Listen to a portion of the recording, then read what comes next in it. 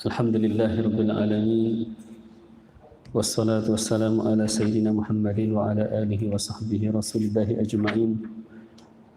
Asyhadu an la ilaha illallah al-malikul haqqul mubin. Wassalatu wassalamu ala habibillah Sayyidina Muhammadin as-sadiqil wa'dil amin. Bapak Ibu, saudaraku yang dirahmati Allah Subhanahu wa taala, bersyukur kehadirat Allah Subhanahu wa taala. Alhamdulillahirabbil alamin. Pada hari ini kita masih dikumpulkan di dalam kebaikan oleh Allah Subhanahu wa taala, dalam situasi sehat, dalam situasi berlimpahkan rahmat dan karunia darinya. Mudah-mudahan kita juga dikaruniakan syukur oleh Allah Subhanahu wa taala. Salawat dan salam buat junjungan kita yang mulia baginda Rasulullah. Allahumma salli ala Sayyidina Muhammad wa ala alihi wa sahbihi ajma'in. Bapak Ibu yang dirahmati Allah Subhanahu wa taala, kita lanjutkan membaca atau mengkaji hikmah Imam Ibnu Athaillah As-Sakandari. Sekarang kita coba baca hikmah yang nomor 24 di dalam buku ini. Di situ Al-Imam Ibnu Athaillah As-Sakandari, semoga Allah meridhoinya, melapangkan kuburnya, memberkati ilmu yang telah ditinggalkan sehingga terus mengalirkan pahala untuk dia dan mengumpulkan dia dengan para an-nabiyyin, as-siddiqin, syuhada dan juga para salihin. Bahwa Al-Imam berkata di dalam kitabnya atau di dalam hikmahnya, la tastaghrib wuqu'al aqdar ma dumta fi hadhihi ad-dar fa innaha ma abrazat illa ma huwa mustahaqqu wasfiha wa wajibu na'tiha. La tastaghrib wuqu'al aqdari ma dumta fi hadhihi ad-dar fa innaha ma abrazat illa ma huwa mustahaqqu wasfiha wa wajibu na'tiha. Artinya, janganlah engkau merasa heran melihat adanya kekeruhan selama engkau masih berada di atas dunia ini. Karena sesungguhnya dunia itu tidaklah menampakkan kecuali sesuatu yang dia berhak untuk dia tampakkan, kecuali sifat yang patut untuk dia tampakkan, dan tidaklah dia tunjukkan melainkan karakter yang memang itulah aslinya dia. Bapak Ibu rahmat Allah Subhanahu wa taala, di dalam kehidupan kita di dunia ini kita melihat berbagai macam kekeruhan. Pengadilan ada, keadilan kadang-kadang tidak ada. Orang miskin seharusnya dikasihani, kadang-kadang malah terzalimi. Orang yang berjuang kadang-kadang diabaikan. Orang-orang munafik kadang-kadang malah terdepan di dalam kehidupan masyarakat. Hartanya berlimpah, jabatannya tinggi dan segala macamnya. Ini bagian daripada kekeruhan yang dapat kita saksikan dalam kehidupan kita di dunia ini. Ini adalah sesuatu yang lumrah, kata Imam Ibnu Athaillah As-Sakandari, karena memang itulah hakikat dunia. Maka kita nggak usah heran. Demikian juga ketika kita melihat ada orang yang sakit, tiba-tiba kok hidupnya lama begitu. Ada juga orang yang sehat, tiba-tiba besoknya sudah dikabarkan innalillahi wa inna ilaihi raji'un. Ini bagian daripada kekeruhan dunia dan itu akan senantiasa ada. Karena itu adalah lazim sifatnya dunia. Tidak akan berubah dunia itu. Karena dunia itu memang tidak akan kekal abadi. Bukankah Allah sudah menegaskan demikian? Tidaklah dinamakan dunia dengan dunia illa lidunuwihi aw lidana'atihi. Tidaklah dunia itu dinamakan dengan dunia melainkan karena memang dia itu adalah sesuatu yang rendah atau sesuatu yang hina. Dan memang begitulah dunia. Maka jangan heran, kata Imam Ibnu Athaillah As-Sakandari, kalau engkau melihat ada kekeruhan, Karena memang seluruh dunia dia itu adalah keruh. Misalkan ada orang baik, rajin, olahraga, makannya teratur, istirahatnya teratur, apakah dia selama-lamanya akan sehat begitu saja? Apakah dia tidak akan pernah sakit? Ataukah dia akan senantiasa muda selama-lamanya, gak akan tua gitu? Pasti dia akan mengalami masa perubahan. Itu adalah dunia. Pasti dia akan tua, pasti kulitnya akan keriput, pasti tenaganya juga akan kurang, kemampuan berpikirnya juga akan berkurang. Itulah dunia. Artinya seluruh dunia di dalamnya terdapat kekeruhan. Maka jangan heran kata Imam Ibnu Athaillah Sekandari, maka orang yang menggantungkan kehidupan dia kepada dunia, orang yang menggantungkan kebahagiaan dia kepada dunia, maka ini adalah orang yang paling celaka. Makanya kita lihat ada orang yang menggantungkan kebahagiaan dia pada calon pasangan dia, menikahlah dia.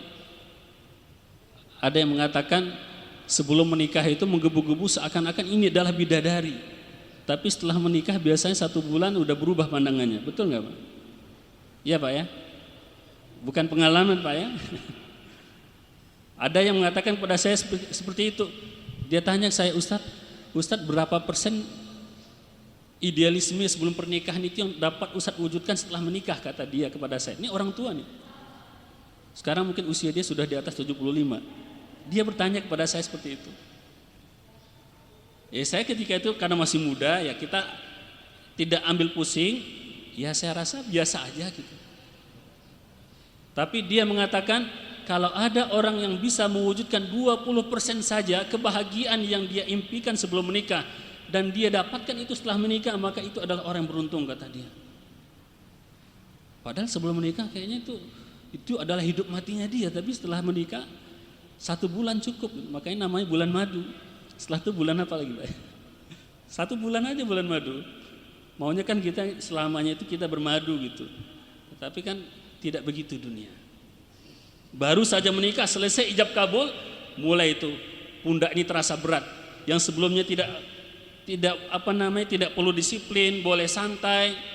Nah, sekarang tidak boleh lagi seperti itu, malu sama mertua, berpikir lagi rumah nanti bagaimana, apakah selama-lamanya akan tinggal di rumah mertua atau selama-lamanya rumah yang sudah ada akan tetap ditempati seperti itu, berpikir lagi nanti kalau punya anak bagaimana, sudah mulai itu adalah dunia. Maka jangan gantungkan kebahagiaan kita kepada dunia, menggantungkan kepada harta, bersifat pelit dia, dijaga betul hartanya, menderita. Terus digantungkan kepada apa lagi? Kepada jabatan. Ada orang yang lahir sudah menjadi orang kaya, ketika dewasa menjadi pejabat, karena sudah sejak lahir sudah terbiasa memerintah. Kemudian ketika dia bekerja juga sudah terbiasa memerintah. Ada sebuah cerita yang unik disampaikan oleh guru saya.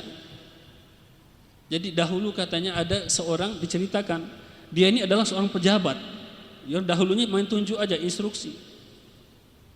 Setelah dia selesai menjabat, setelah pensiun, karena kebiasaan ini sudah ada, akhirnya setelah dia pensiun itu pun terbawa-bawa.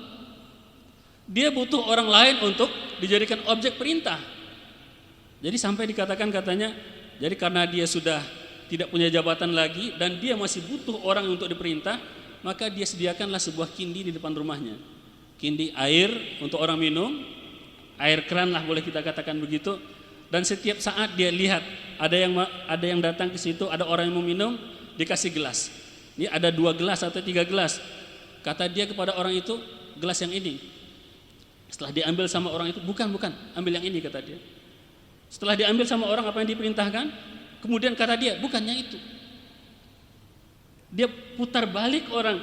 Kenapa? Karena sindrom kekuasaan. Dia ingin memerintah. Dia tergantung, menurut dia kebahagiaan itu adalah ketika dia menjabat, bisa memerintah seenaknya. Tapi ternyata jabatan itu juga tidak lama. Dan dunia itu diputar oleh Allah Subhanahu wa taala. Wa tilkal ayyamu nudawiluha bainan nas. Dan demikianlah hari-hari itu kami putarkan antar manusia, kata Allah. Kadang di atas, kadang di bawah.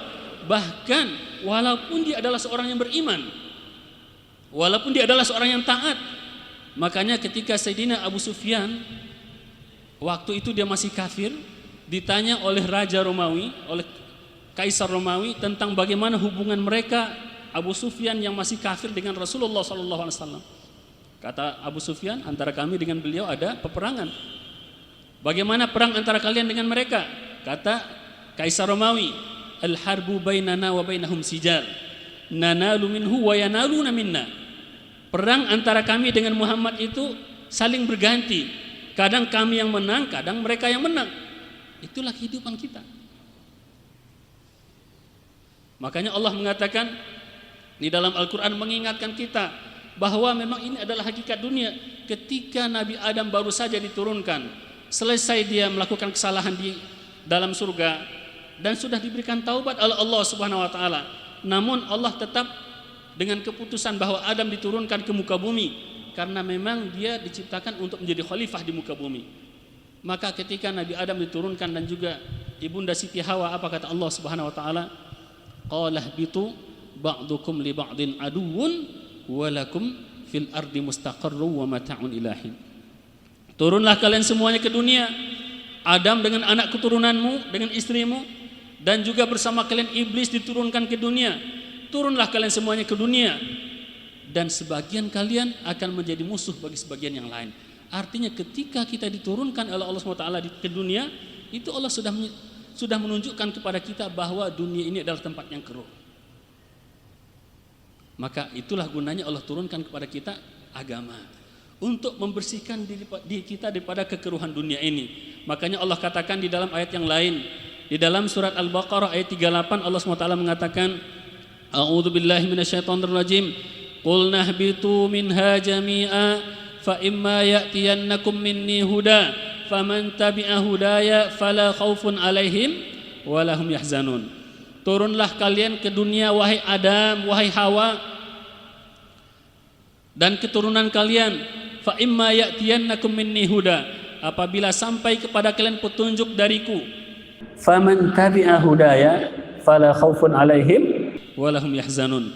Siapa yang mengikuti petunjukku itu, maka dia tidak akan takut, tidak pula akan sedih. Artinya kalau kita tidak ingin diperdaya oleh dunia, dipermainkan perasaan kita oleh dunia, maka ikutilah petunjuk daripada Allah Subhanahu wa taala. Maka ikutilah risalah baginda Rasulullah sallallahu alaihi wasallam. Karena memang dunia diciptakan untuk itu.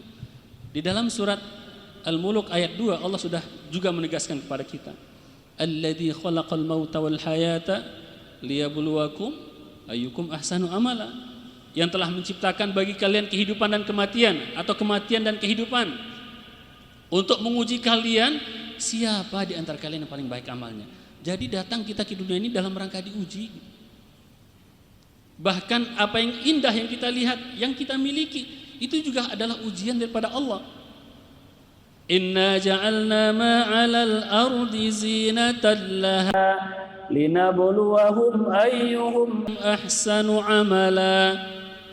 Dan sesungguhnya kami jadikan apapun yang indah di atas muka bumi itu, kata Allah, untuk menguji mereka, sebagai perhiasan bagi bumi, dan dalam rangka menguji siapa di antara mereka yang paling baik amalnya, kata Allah Subhanahu wa taala. Maka dari itu, dengan mengenal sifat dunia, kita akan bisa lebih hati. Para sufiyin, mereka mengatakan orang yang paham akan agama, orang yang paham akan Allah, yang makrifatnya itu bagus, maka ketika dia berhadapan dengan dunia dia tidak akan terpedaya. Ketika disanjung dia tidak akan melayang. Ketika dihinakan dia tidak akan terhina, karena dia tahu dunia ini adalah tempatnya memang begini.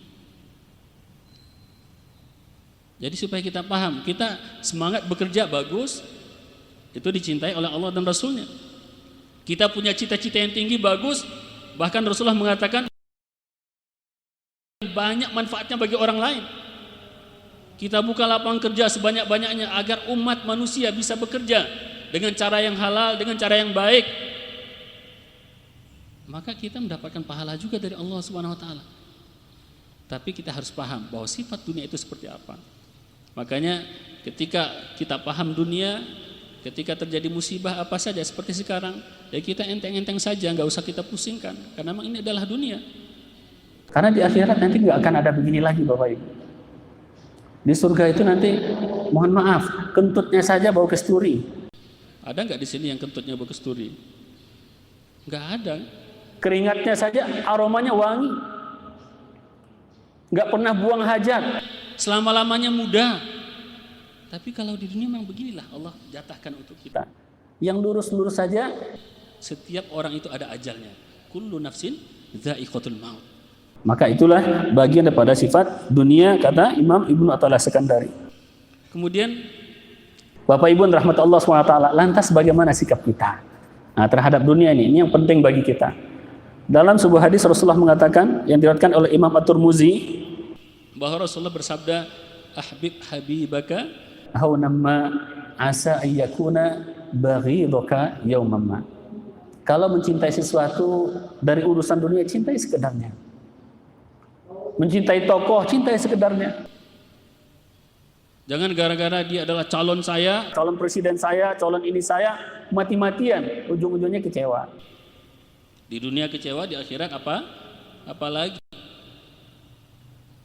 Demikian juga pasangan hidup kita, cintai mereka sesuai dengan kadarnya. Anak kita, keluarga kita, siapa saja, harta kita apalagi, jangan cinta terhadap semua ini dimasukkan ke dalam hati. Kalau itu sudah masuk, maka kita masalah dalam beragama. Berarti agama kita bermasalah, karena Allah mengatakan di dalam surat At-Taubah, qul in kana aba'ukum wa abna'ukum wa ikhwanukum wa azwajukum wa ashiratukum wa amwalun iqtaraftumuha wa tijaratun takhshawna kasadaha wa masakin tardawnaha ahabba ilaikum minallahi wa rasulihi wa jihadin fi sabilihi fatarabbasu hatta ya'ti Allah bi amri. Kalau seandainya bapak kalian, anak kalian, kemudian saudara kalian, pasangan hidup kalian, harta kalian, perniagaan kalian, rumah-rumah kalian, kalau seandainya semua itu lebih kalian cintai daripada Allah dan Rasulnya, maka kata Allah Subhanahu Wa Taala, tunggulah ancaman daripada Allah Subhanahu Wa Taala. Dan itu tandanya kita tidak sempurna keimanannya kepada Allah Subhanahu Wa Taala. Sebagaimana kata baginda Rasulullah, tidaklah salah seorang di antara kalian beriman sampai Allah dan Rasulnya lebih dia cintai daripada segala sesuatu, bahkan daripada diri dan bapak dia sendiri. Jadi kalau mencintai sesuatu, cintai sekedarnya. Cintanya adalah karena Allah. Makanya kalau orang yang bisa mengamalkan ini, nanti di akhirat dia dinaungi oleh Allah Subhanahu Wa Taala. Di dunia dia tidak terombang-ambing untuk mencari kebahagiaan. Dia kira sebulan adalah orang baik, dia dekatin, tapi ternyata setelah sebulan bergaul ada aibnya. Akhirnya dia kecewa. Dia cari lagi yang lain, misalkan cari suami atau cari istri. Dikira ini kayaknya lebih baik daripada yang pertama. Dinikahi, setelah menikah ternyata ketahuan aibnya, kecewa lagi. Dan begitu terus. Karena memang tidak ada kesempurnaan Allah ciptakan dalam kehidupan kita di dunia ini. Maka untuk itu kita cintai apapun yang ada di dunia ini sewajarnya. Ini yang pertama. Kemudian kata baginda Rasulullah, wa abghid baghidaka haunamma asa ayyakuna habibaka yaumamma. Dan bencilah kepada sesuatu yang kau benci sekedarnya. Barangkali suatu saat nanti dia akan menjadi kekasihmu yang engkau cintai. Karena bagi Allah itu adalah sangat mudah. Hati ini bisa dibolak-balikkan oleh Allah Subhanahu Wa Taala. Maka ketika baginda Rasulullah Sallallahu Alaihi Wasallam bersumpah untuk membalas kepada orang-orang Quraisy perlakuan mereka terhadap Sayyidina Hamzah, mereka cincang tubuhnya, mereka potong-potong jarinya, mereka belah dadanya, mereka ambil jantungnya. Baginda Rasulullah sampai bersumpah, aku akan melakukan terhadap mereka apa yang sudah mereka lakukan terhadap Hamzah. Tapi Allah ingatkan baginda Rasulullah sallallahu alaihi wasallam, laisa laka minal amri syai'un aw yatuba alaihim aw yu'adzibahum fa innahum zalimun. Tidak ada urusan engkau wahai Rasulullah. Tidak ada urusan engkau wahai Rasulullah. Gak usah kamu masukkan ke dalam hati, itu sudah menjadi ketetapan Allah. Apakah Allah akan berikan taubat kepada orang-orang itu? Apakah Allah akan menyiksa mereka? Benar, mereka telah zalim, kata Allah Subhanahu Wa Taala.